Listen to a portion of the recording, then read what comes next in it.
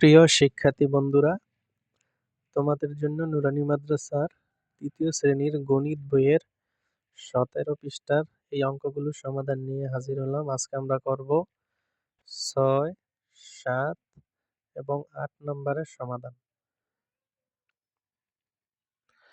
চলো প্রথমেই আমরা এই ৬ নম্বরের সমাধান করে দেখাই। এখানে বলা হয়েছে একটি নার্সারিতে ৭২৮টি গোলাপ, ৮৩২টি জবা ও ৯৪৫টি গাঁদা ফুলের চারা আছে।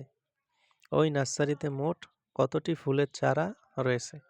দেখো, এটা কি অঙ্ক করতে হবে? এটা যোগ অঙ্ক করতে হবে। আমরা কিভাবে বুঝবো যে এটা যোগ নাকি বিয়োগ? দেখো, প্রশ্ন দেখলেই তুমি বুঝতে পারবা যে এটা যোগ নাকি বিয়োগ। এখানে বলা হয়েছে নার্সারিতে ৭২৮টি গোলাপ, এতটি জবা এবং এতটি গাঁদা ফুলের চারা আছে। এখন প্রশ্নটা কি? এতটুকু হয়েছে প্রশ্ন। ওই নার্সারিতে মোট, এই মোট কথাটা দেখলেই তুমি বুঝতে পারবে এটা যোগ করতে হবে। যে এই যে গোলাপ, জবা, গাঁদা, এত সংখ্যক ফুল চারা আছে, এখন সবগুলোকে আমার যোগ করে একত্রে করতে হবে। ওই নার্সারিতে মোট কতটি ফুলের চারা আছে। দেখো, এটা এইভাবে সমাধান করতে হবে। আমরা খাতায় লিখে দেখাই। দেখো, এটা সমাধান এইভাবে হবে। প্রথমে লিখবা ৬ নাম্বার। প্রথমে লিখতে হবে নার্সারিতে।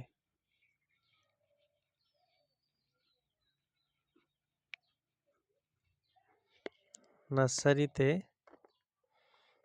গোলাপ চারা আছে।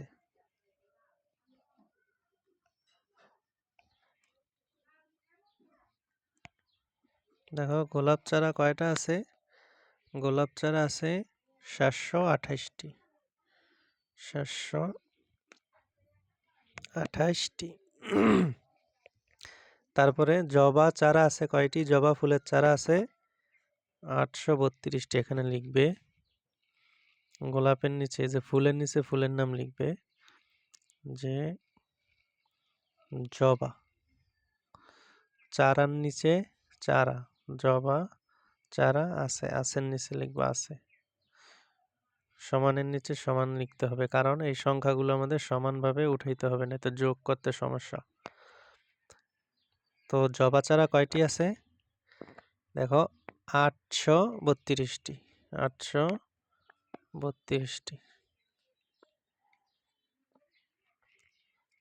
এরপরে আর কি চারা আছে? গাঁদা ফুলের চারা আছে। এই জবা ফুলের নিচে গাঁদা ফুল লিখে ফেলবা। গাঁদা ফুলের চারা আছে কয়টি? ৯৪৫টি।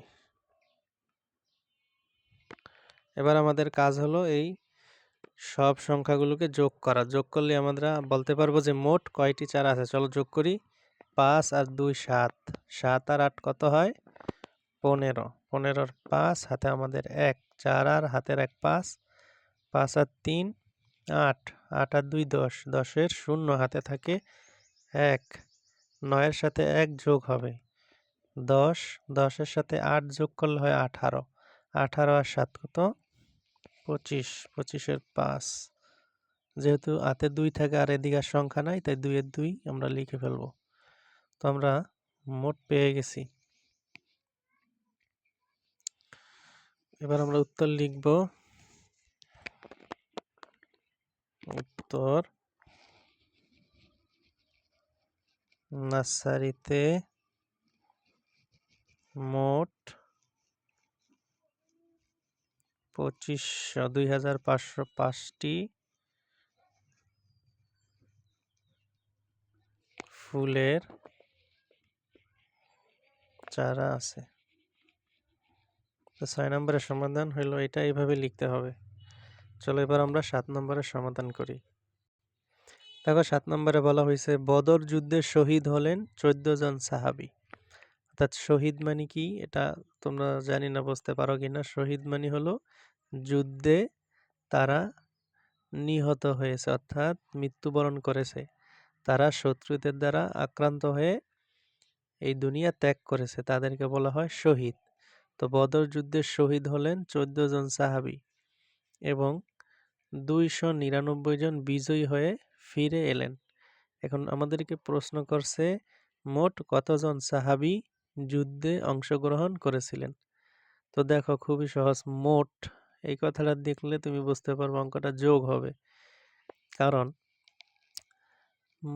এই 299 জন বিজয়ী হয়ে ফিরে আসছে, অর্থাৎ তারা শহীদ হয় নাই, এরা যুদ্ধে জয়লাভ করে ফিরে এসেছে, বিজয়ী হয়ে ফিরে এসেছে। আর তাদের সাথে আরো লোক ছিল, এই যে 14 জন তারা শহীদ হয়েছে।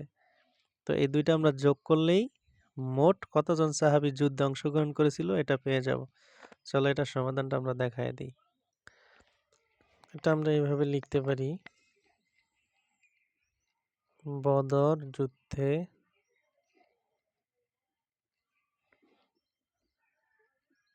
বিজয়ী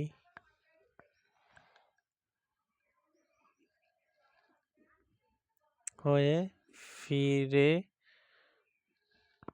এলেন সমান সমান 299 জন। আর বদর যুদ্ধে শহীদ হলেন সমান সমান কতজন? 14 জন। 14 জন। এখন এটা আমরা মোট যোগ করব যে কতজন লোক যুদ্ধ করেছে। দেখো শহীদ হয়ে গেছে 14 জন আর ফিরে এলেন 299 জন। এটা আমরা যদি যোগ করি 4 আর 9 হলো 13, 13 3 হাতে থাকে 1, 1 হাতে রাখ আর এই 1 2, 2 আর 9 11, 11 আর 1 হাতে থাকে 1, 2 আর হাতে রাখ 3, 313 জন। উত্তর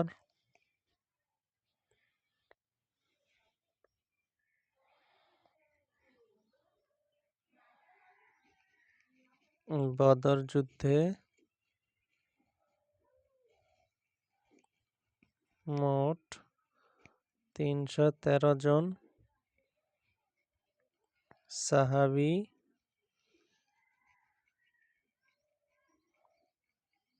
অংশগ্রহণ করেছিলেন। এটাই হলো উত্তর। তো আশা করি তোমরা বুঝতে পেরেছো। আর আমরা 9 এবং 10 এর পরের পর্ব ওখানে তোমাদের সমাধান দিয়ে দিব।